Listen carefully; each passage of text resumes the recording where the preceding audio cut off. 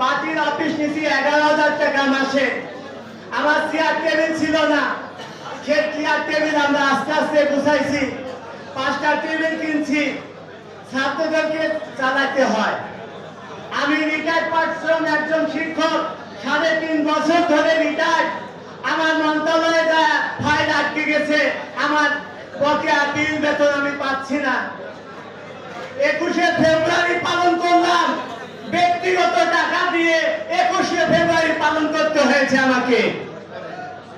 কেন্দ্রের কাছে বারবার বলছি আমাদেরকে একটু সহযোগিতা করেন। আমরা ফোন দেই, রাশেদ ভাই, নূর ভাই, তাহলে কথা বলবো না।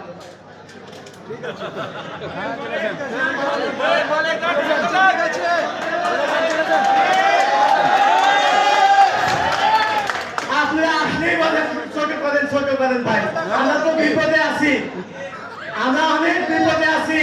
আগে বিপদ ছিল আওয়ামী লীগ, মাঝখানে আসলো বিএনপি, হাতে আবার হয়েছে বৈষম্য বিরোধী। এটার কারণে আমরা কোনো স্পেস পাই না। আমরা থানায় যাই, যা দেখুন আর আগে চা কফি খাচ্ছেন। আমরা ডিসি অফিসে যাই, ওনারা যা আগে চা কফি খাচ্ছেন। আমরা বিভিন্ন সমস্যার মধ্যে রয়েছি।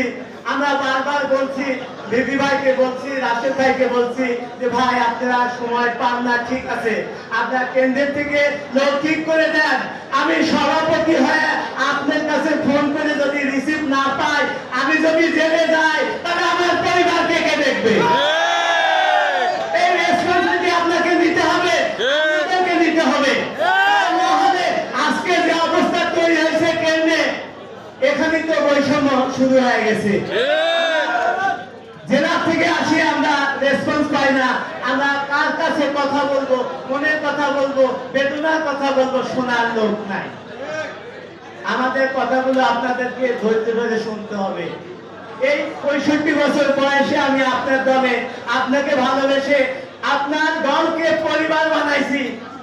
আমার পরিবারে 2 জন, আমার বড় অসুস্থ, আমার এক প্রতিবন্ধী বোন আছে, তাদেরকে ফেলে থুয়েছে বিছনায়, আজকে আপনার ডাকে এখানে আসছি।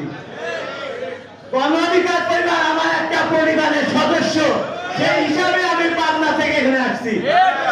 আমাদের পাশে থাকতে হবে, আমাদের বিপদে আপনাদেরকে আশ্বস্ত করতে হবে। আর যেটা আমরা দুঃখের সাথে বলতে হয়, আমরা জানলাম না, কেন্দ্র জানলো না, জেলা জানলো না, কেন্দ্র থেকে হুট করে দেখলাম যে অমুক সদস্য হয়ে গেল।